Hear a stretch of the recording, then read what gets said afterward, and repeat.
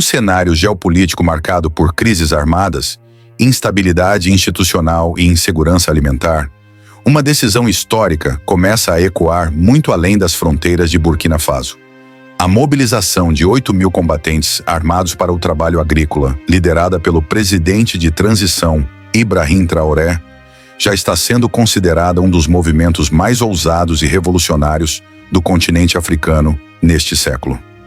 Em vez de manter suas forças exclusivamente engajadas no combate direto aos insurgentes jihadistas que ainda ameaçam o norte e o leste do país, Traoré optou por reorientar uma parte significativa desses homens, os chamados VDPs, ou Voluntários para a Defesa da Pátria, para uma missão que, à primeira vista, parece surpreendente: plantar, cultivar e restaurar a soberania alimentar da nação. Esse reposicionamento estratégico não é apenas uma manobra administrativa. Ele representa uma mudança radical no conceito de guerra e paz. Traoré está transformando os agentes da defesa em trabalhadores da terra, substituindo os fuzis por enxadas, os uniformes de combate por roupas de lavoura, os campos de batalha por campos de cultivo. É uma transição simbólica e pragmática ao mesmo tempo.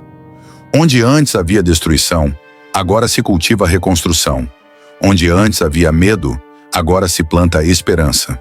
Essa estratégia, batizada informalmente de a segunda frente da guerra, não visa apenas recuperar solos abandonados ou aumentar a produção de alimentos, mas também restaurar a dignidade do povo burkinense e romper com décadas de dependência internacional. A medida levou milhares de militares a regiões agrícolas, promovendo não apenas segurança rural, mas também capacitação técnica, assistência agrícola e reocupação econômica de áreas antes controladas por grupos armados. Em um país onde mais de 40% da população vive abaixo da linha da pobreza e cerca de 2,5 milhões de pessoas foram deslocadas pela violência, essa mobilização é também uma forma de devolver o protagonismo ao povo. A lógica de Traoré é clara. Para vencer a guerra contra o extremismo, é preciso também vencer a guerra contra a fome. E ele está apostando que um povo bem alimentado, ocupado e em paz consigo mesmo, será muito mais resistente à penetração de ideologias extremistas. É por isso que esse movimento ganhou tamanha força simbólica nas redes sociais, viralizando como um exemplo inédito de liderança africana que ousa inverter a lógica tradicional do poder. Enquanto outros líderes respondem à guerra com mais armas e mais soldados, Traoré responde com enxadas, sementes e estratégia agrícola, reafirmando que a verdadeira segurança começa no prato, na terra e na autossuficiência. Com essa manobra, ele reconfigura a função dos militares, redefine os campos de batalha e inaugura uma nova fase da luta por soberania. A guerra agora é travada com as mãos na terra e o olhar voltado para o futuro. Ao olhar com mais atenção, percebe-se que essa medida de Traoré carrega uma arquitetura muito mais complexa do que um simples redirecionamento operacional. Trata-se de um projeto de múltiplas camadas que une interesses de curto, médio e longo prazo. No curto prazo, a medida responde a uma necessidade urgente: o colapso da produção agrícola em muitas regiões do Burkina Faso, principalmente nas zonas de conflito. Durante anos, vilarejos inteiros foram abandonados por seus habitantes, expulsos por ataques de grupos armados. As terras ficaram inférteis, não por falta de fertilidade natural, mas por medo, violência e insegurança. O envio de VDPs armados para cultivar essas terras representa uma retomada de espaço e território, não pela via violenta, mas pela via produtiva. É a afirmação de que o solo pertence ao povo e que este povo, mesmo ferido, voltará a plantar. Porque plantar, nesse contexto, também é resistir. No médio prazo, o plano visa modificar a estrutura social de comunidades profundamente afetadas pela guerra. O trauma coletivo gerado pelos conflitos armados não pode ser curado apenas com promessas políticas ou ações militares. É preciso reconstruir o tecido da convivência, dar propósito a quem perdeu tudo, reeducar para a vida civil e restaurar a confiança nas instituições. Integrar ex-combatentes à vida rural, com ferramentas, orientação agrícola, assistência técnica e proteção. É uma maneira concreta de reinserir essas pessoas na sociedade. O campo se torna, então, um espaço de reconciliação nacional, onde antigos guerreiros voltam a conviver com suas famílias e vizinhos como cuidadores da terra, e não como instrumentos de morte. Além disso, a medida ajuda a conter o avanço da radicalização religiosa e ideológica, pois diminui a ociosidade, que costuma ser o terreno fértil para o recrutamento jihadista. Ao dar trabalho, propósito e segurança alimentar, Traoré combate o extremismo com ferramentas diferentes das balas. Ele o combate com enxadas, sementes. No longo prazo, essa política traça um novo paradigma de desenvolvimento autônomo. Ibrahim Traoré sabe que Burkina Faso jamais será verdadeiramente soberano enquanto depender de importações massivas de alimentos, ajuda humanitária ou empréstimos externos para sustentar sua população. Ele enxerga a agricultura não apenas como setor econômico, mas como pilar da independência nacional. Se o país puder produzir o suficiente para alimentar seus cidadãos, exportar o excedente e gerar empregos, ele quebrará um ciclo histórico de miséria, submissão e dependência. E esse gesto, aparentemente simples, deslocar homens armados para os campos, ganha um peso histórico. É uma tentativa de fazer o país caminhar com os próprios pés, usando a força de seu povo como base para uma revolução silenciosa. Mas há um quarto motivo, ainda mais profundo e simbólico, que se inscreve no inconsciente coletivo de toda a África contemporânea: a reapropriação da terra como elemento de identidade e liberdade. Durante a colonização, a terra africana foi arrancada dos seus povos originais, redistribuída por potências estrangeiras e explorada até o esgotamento. Desde então, os africanos foram marginalizados do controle sobre seus próprios recursos naturais. A medida de Traoré pode ser lida, nesse sentido, como uma resposta histórica, um gesto de reconquista. Ele está dizendo ao mundo que o povo de Burkina Faso cuidará da sua própria terra, produzirá seu próprio sustento, e que não aceitará mais depender dos que, por séculos, exploraram sua dignidade. Transformar um soldado em agricultor, portanto, é mais do que uma ação política. É um ato cultural de resistência e reescrita histórica. Além disso, o movimento de Traoré ecoa um princípio antigo presente nas cosmovisões africanas tradicionais: o vínculo espiritual com a terra como fonte de identidade, ancestralidade e força coletiva. Em muitas culturas locais, cultivar o solo não é apenas um ato econômico, mas um dever espiritual, um elo com os antepassados e com as gerações futuras. Ao trazer soldados de volta ao campo, ele também os reconecta com essa espiritualidade esquecida, interrompida pela violência. O solo, que antes era palco de emboscadas e derramamento de sangue, torna-se agora um altar de paz, fecundidade e renascimento. No plano político, essa decisão também é extremamente estratégica. Ao assumir o protagonismo de um programa inédito no continente, Traoré envia uma mensagem clara a outros líderes africanos. É possível fazer diferente. É possível governar com base no povo e para o povo, sem depender de agendas impostas por organismos internacionais ou de paradigmas neocoloniais. É um desafio velado às elites africanas, alinhadas com potências externas, e uma proposta concreta de soberania continental. Muitos jovens africanos enxergam nisso um modelo alternativo de governança. Um que não se baseia em parlamentos corrompidos, mas em ações tangíveis, eficazes e moralmente legítimas. E é por isso que a decisão não apenas repercutiu dentro do Burkina Faso, mas se espalhou como um símbolo de esperança em todo o continente. Diante disso, o gesto de transformar combatentes em agricultores deve ser compreendido em sua totalidade, como uma política pública ousada, uma resposta prática à crise, um símbolo cultural poderoso e uma estratégia de afirmação geopolítica. Ibrahim Traoré está plantando mais do que sementes. Ele está plantando um novo imaginário político para a África.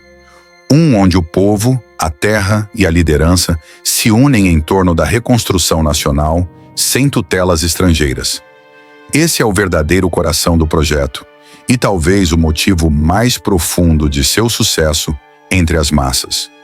A ideia principal que levou Ibrahim Traoré a tomar a decisão de mobilizar 8.000 combatentes para a agricultura foi simples, mas profundamente estratégica.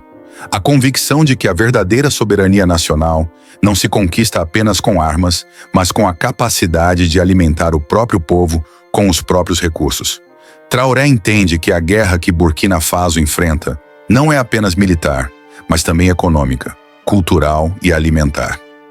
Os inimigos não estão somente nas florestas armados de fuzis. Eles também estão nas prateleiras vazias, nos campos abandonados, na dependência de importações externas e nos milhões de deslocados que não têm acesso à terra. O presidente sabe que um povo com fome é um povo vulnerável e que a insegurança alimentar é uma arma silenciosa que destrói lares, desestabiliza comunidades e abre caminho para o extremismo. Ele também percebeu que as tropas voluntárias que antes defendiam vilarejos agora poderiam proteger o futuro do país de uma forma mais duradoura, cultivando a terra, reocupando territórios e fazendo florescer onde antes só havia destruição. A decisão nasce, portanto, de uma visão integrada de segurança. Não basta controlar militarmente o território. É preciso povoá-lo com vida, produção e esperança. Ao transformar soldados em agricultores, Traoré sinaliza uma nova lógica de liderança, em que os instrumentos do Estado não servem apenas para reagir à violência, mas para construir estruturas autônomas de sobrevivência e progresso. Ele está dizendo ao mundo, e principalmente à juventude africana, que a revolução verdadeira não virá das balas, mas das sementes. Essa visão é profundamente influenciada pela sua ideologia panafricanista, que defende uma África livre de tutelas ocidentais, dona do seu destino, do seu solo e do seu sustento. Para Traoré, a independência real só será alcançada no dia em que Burkina Faso não precisar mais importar comida, nem depender de ajuda internacional para alimentar suas crianças. E ele sabe que essa mudança começa na terra, no trabalho humilde, constante e coletivo de quem planta, rega e colhe. Por isso, a decisão de redirecionar 8.000 combatentes não é apenas uma jogada emergencial para tempos de crise. É uma estratégia de longo prazo para reconstruir a nação com base na autossuficiência, na dignidade do trabalho e na reconciliação do povo com a própria terra. É a convicção de que um país verdadeiramente livre é aquele que consegue alimentar sua população com as próprias mãos e proteger sua soberania com o coração enraizado no seu solo. Se quiser, posso transformar essa explicação em um parágrafo pronto para narração no estilo dos roteiros anteriores. Deseja que eu formate assim? Ibrahim Traoré não está apenas redesenhando as linhas de defesa do seu país. Ele está redefinindo o que significa governar em tempos de crise. Ao transformar combatentes em agricultores, ele não apenas desloca homens armados para o campo, ele desloca todo um modelo mental, rompe com décadas de dependência de soluções externas e instaura uma nova forma de resistência nacional. Aquela feita com as mãos cobertas de terra, com a cabeça voltada para o futuro e com os pés firmemente enraizados na esperança. Ele entende que a segurança de Burkina Faso não será garantida apenas com munições, checkpoints ou operações táticas, mas com terra cultivada, silos cheios, comunidades reerguidas e uma juventude empoderada. Cada enxada entregue a um ex-combatente é uma arma que se transforma em ferramenta de reconstrução. Cada campo que volta a ser cultivado é uma trincheira que se converte em promessa de vida. E cada saco de arroz colhido por essas mãos que ontem seguravam fuzis é uma vitória não apenas sobre o extremismo, mas sobre o abandono, sobre o desespero e sobre a sombra do neocolonialismo. Este gesto, embora nascido em solo burkinense, fala diretamente ao coração de toda a África e, por que não dizer, do mundo inteiro. Porque é um grito de liberdade, mas também um sussurro de sabedoria. Traoré está dizendo que o tempo de pedir ajuda terminou, que o povo africano já chorou o suficiente, já sangrou demais e que agora é hora de colher, de semear um novo amanhã com as próprias mãos. Não se trata apenas de agricultura, Trata-se de retomar o poder mais profundo que um povo pode ter. O poder de alimentar a si mesmo, com dignidade, com soberania e com coragem. Ele compreendeu o que muitos líderes ainda ignoram, que a fome pode ser tão perigosa quanto uma bomba e que a semente pode ser mais poderosa que um míssil. E por isso sua decisão viralizou, porque ela não foi apenas lógica, ela foi emocionalmente disruptiva. Ela mexeu com a psique de uma geração cansada de promessas vazias e de líderes que servem a interesses externos.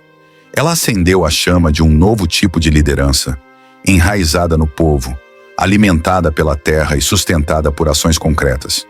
Ela mostra que é possível transformar soldados em lavradores, dor em cura, guerra em colheita e desespero em organização. Em um tempo onde tantos se ajoelham diante de potências estrangeiras, Traoré escolheu ajoelhar-se diante da terra, como quem pede perdão, como quem promete fidelidade, como quem confia que dali nascerá o futuro.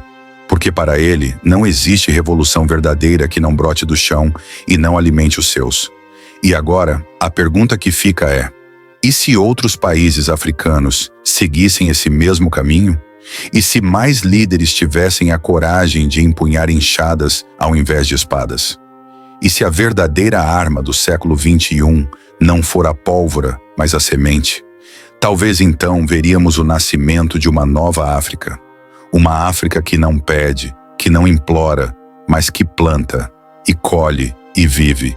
Se você acredita que essa revolução silenciosa precisa ser ouvida pelo mundo, se inscreva no canal e deixe o seu like.